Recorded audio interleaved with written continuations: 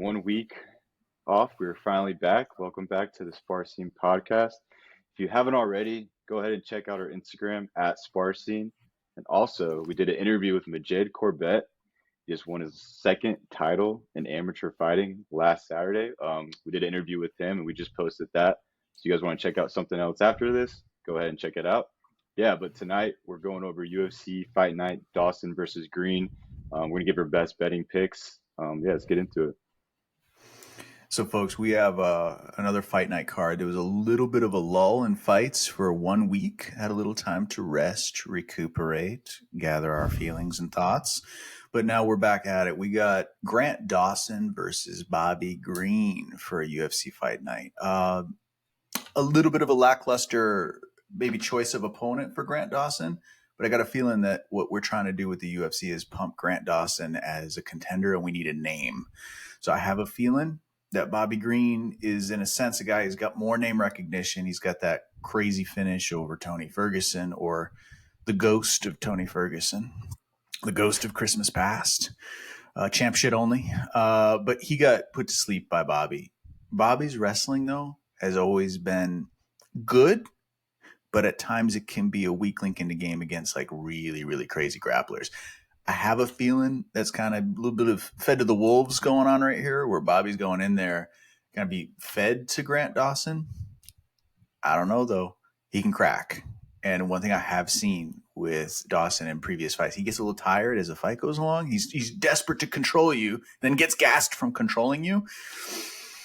The only path I could see for Bobby Green, if he hasn't shored up that hole in his cardio, he could take him maybe into late rounds, maybe late in 3, 4, maybe start piecing him up when he can't take him down as easy, and then he's trapped on the feet with Bobby Green. It's not a fun place to be. Other than that, listen, there's a lot of low-key bangers on the card, but I don't know how much people are amped for this card. There's some stuff in there. There's some vets out there. We got Karolina Kowalkiewicz, Bill Algeo, people like this that kind of round out the card. I was curious, boys, where are we at sort of on betting picks for this card so far? Yeah, there's a lot of good fights. You know, the main event, there's a lot of big favorites, which some are kind of scary in my opinion. Grant Dawson's like a minus 380 favorite over Bobby Green. That's a little high in my opinion. I don't want to doubt Bobby Green. He's got incredible boxing, and I'm curious to see how Dawson can face that style. Then you have Joe Pyfer, like a minus 480 against Abdul Razak Al Hassan, which is a big power puncher. He's like a mini Francis Ngannou. So that's also a risky bet, if you want to go with the favorite there at minus 480. And then you got Drew Dober, who's also a big favorite against Ricky Glenn. So it's a risky business for this main event. But I'll give you my first. Actually, we'll let Simon go first. This week. Yeah. He had a hot week last week, got to recuperate a little bit from his losses. Now standing second place in our competition. With Alex, I think. Oh, yeah, you're first place. I'm first right? place. Yeah, I was about to You were say. first place, yeah. I had winnings both weeks, man. That's why I'm going. Brad's like, no, I was first.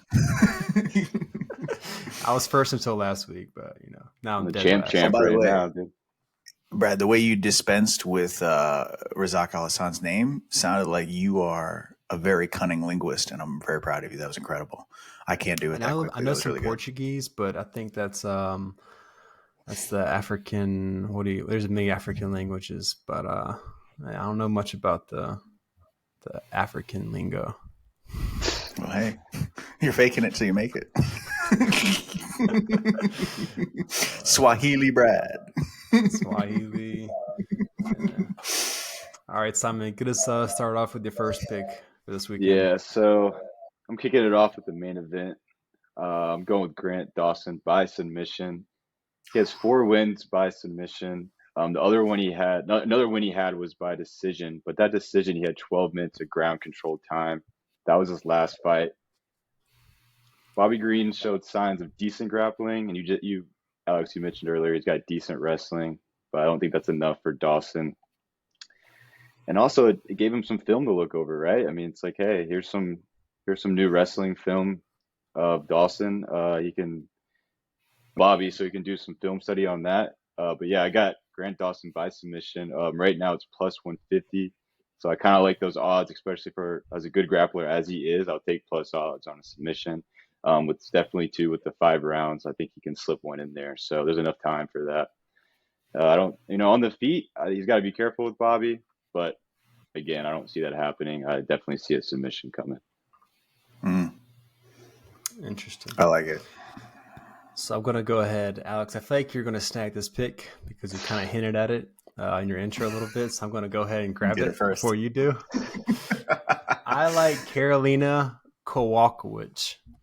Is that how you said it? Yeah. Let's go. Karolina, we're going to do this for you. Kowalkiewicz.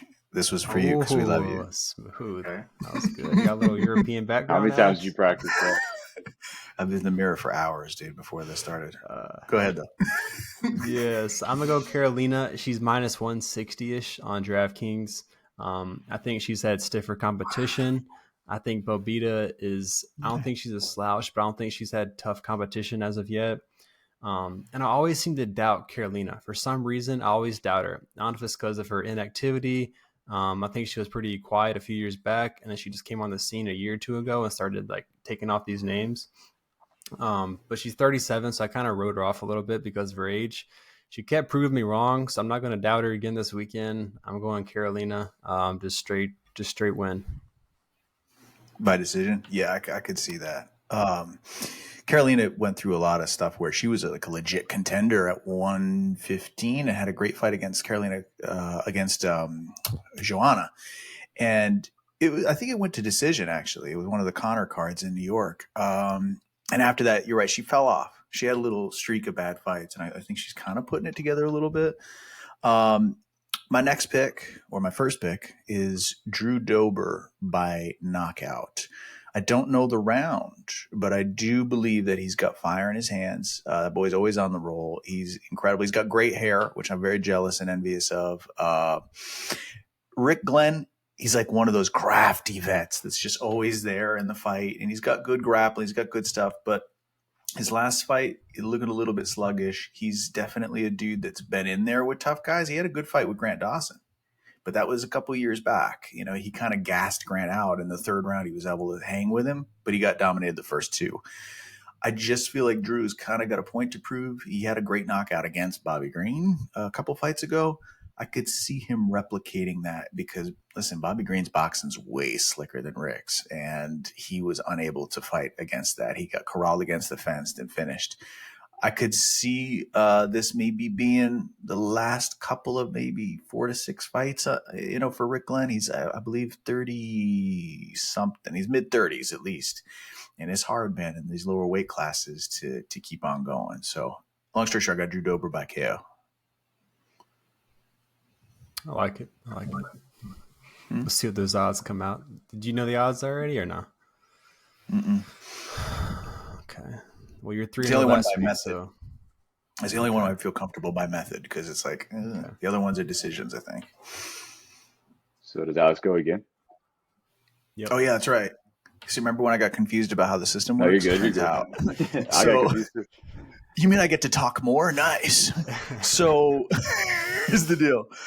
I look at this, and this is my dangerous fight. This is the one that I'm going to take a huge chance on. And I'm probably going to go down in flames. I've got Bill Algeo versus Alexander Hernandez. Alexander Hernandez is one of those fighters that had crazy potential when he first burst onto the scene at 155. He, oddly enough, KO'd Beneil Dariush, just like went straight through him. Crazy. It felt a little fluky, but he knocked him out, had some good fights, and then he got kind of sunned by Cowboy. Since then, he's been building back up. I believe this is a move down a weight class. His last fight was with Jim Miller at 145 as well, and he made a good account of himself against a tough vet. Something is telling me, because on this card, it's hard to get anything that's plus money, man. These are dangerous, dangerous picks.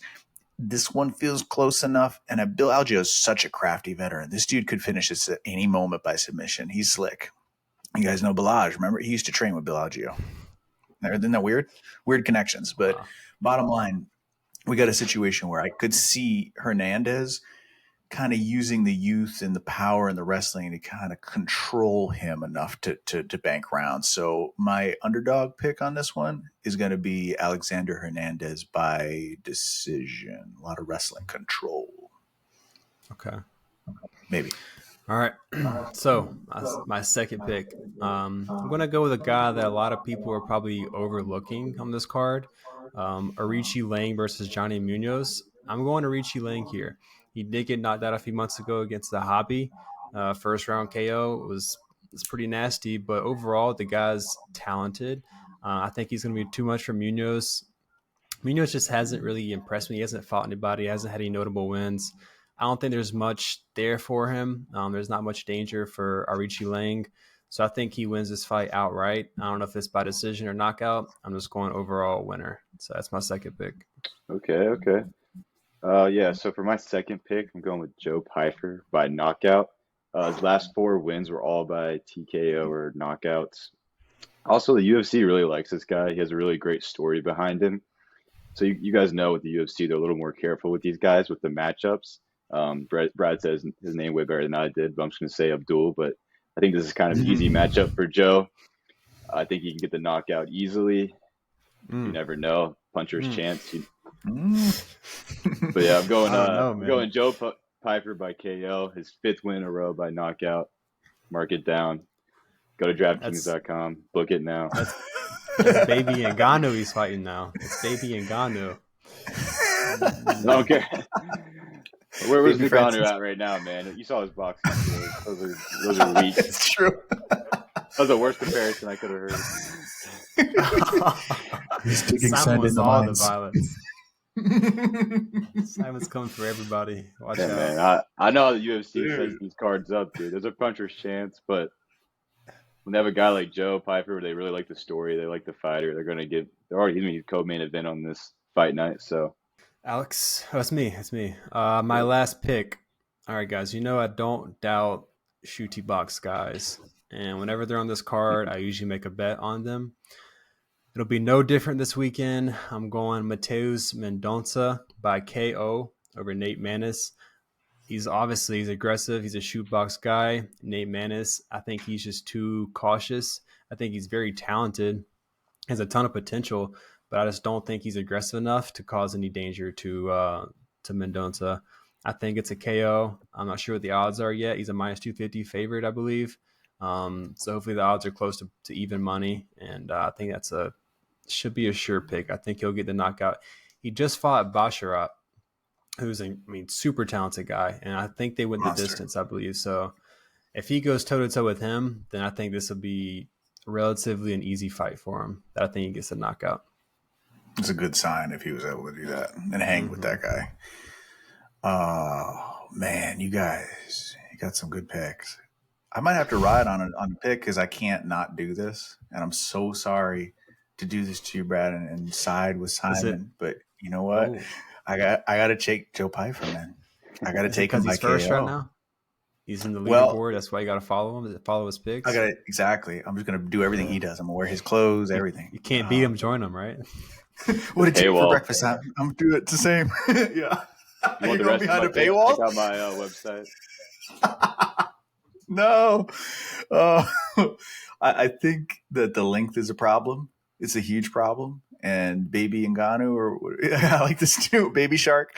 I think that he is pretty slick. I mean, he had a really good head kick a couple of fights ago. He puts this poor dude to sleep. But I worry about him being able to reach Joe. Joe's got really cool setups, a nice little fake lead uppercut into a right hand. It's like, whoo, he's putting people to sleep. And in the follow-up, one thing I will say, follow-up is huge. When you used to watch Anderson finish people, he would rock you and stalk you for a minute.